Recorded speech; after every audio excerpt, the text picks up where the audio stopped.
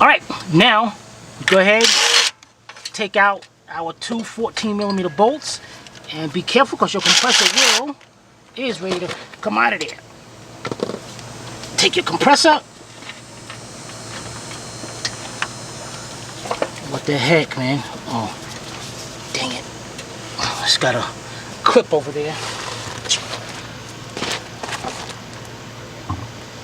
What the heck is my needle nose? Crimping the line. I didn't see this clip over here. Okay. Take your compressor out. Set it to the side.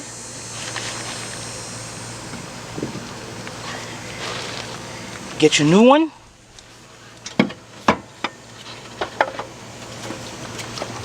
Set it in there.